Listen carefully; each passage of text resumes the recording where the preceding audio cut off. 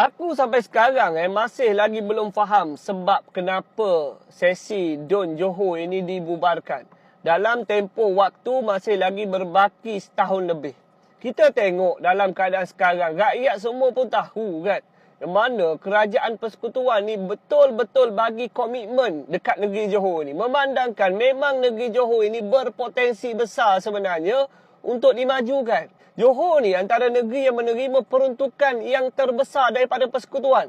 Begitu juga nilai pelaburan yang masuk. Yang mana negeri Johor punya nilai pelaburan 110 bilion. Ini hasil daripada Datuk Seri Anwar Ibrahim dan delegasi kerajaan yang terbang ke luar negara cari pelaburan demi memastikan negeri-negeri di Malaysia ini mendapat keuntungan.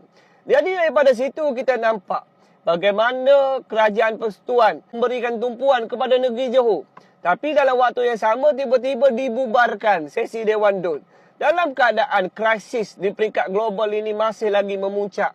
Datuk Seri Anwar Ibrahim sebagai Perdana Menteri kita ni cari solusi dekat luar negara. Bagaimana nak pastikan keterjaminan dalam negara ini berada dalam keadaan baik. Sebenarnya setiap daripada pemimpin kena bersatu hati dalam keadaan begini. Bukan hanya ikut tekak sendiri saja. Kan dalam masa ada lagi setahun lebih. Untuk apa dibubarkan sesi Dewan DUN? Jadi pada aku daripada sini rakyat Johor perlu untuk berhati-hati nak mengangkat pemimpin. Kena betul-betul angkat pemimpin yang hormat kepada mandat rakyat. Tidak menggunakan mandat yang diberikan untuk kepentingan mereka semata-mata. Jadi solusi yang ada pada rakyat Johor adalah memilih pemimpin yang selari dengan persekutuan. Itu solusi terbaik sebenarnya. Barulah setiap daripada pemimpin ini boleh memberikan fokus sepenuhnya. Majukan negeri Johor. Jaga kebajikan rakyat Johor. Contoh Pakatan Harapan dekat Selangor. Bila jadi kerajaan, mereka hormat mandat rakyat. Lalu mereka cipta pelbagai kemudahan dan insentif untuk rakyat. Dan benda tu dia tak diberikan dengan cara seperti 20-30 tahun lalu.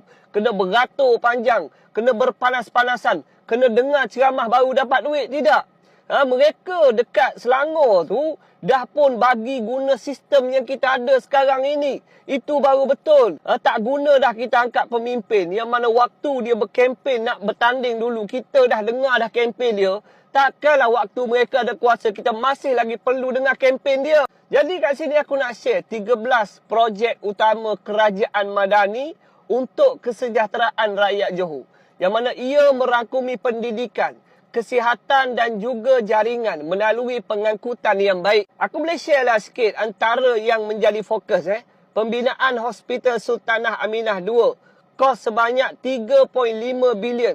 Seterusnya, pembinaan Hospital USIM USIM di Selidi, kos dia sebanyak 1 bilion ringgit.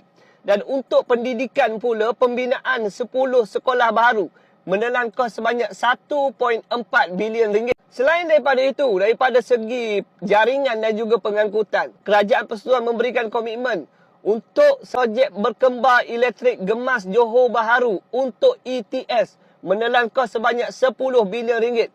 Begitu juga dengan projek Johor Bahru Singapura Rapid Transit System, kos sebanyak 6 bilion ringgit. Dan ada banyak lagi sebenarnya projek yang menjadi fokus kepada negeri Johor.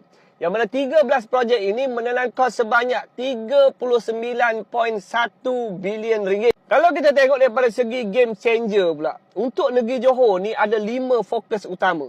Yang mana merangkumi penubuhan Maharani Freeport MOA. Yang mana projek ini untuk mewujudkan pelabuhan bebas maritim dan tenaga pertama di dalam negara. Selain daripada itu, penubuhan Forest City sebagai zon keuangan khas.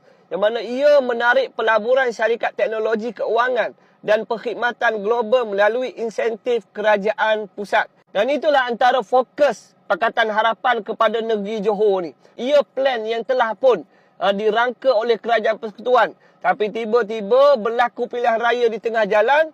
Jadi sepatutnya rakyat Johor memberikan satu mandat kepada parti yang selari dengan persekutuan. Supaya setiap projek dan fokus kepada Johor ini dapat dilaksanakan. Assalamualaikum. Ciao.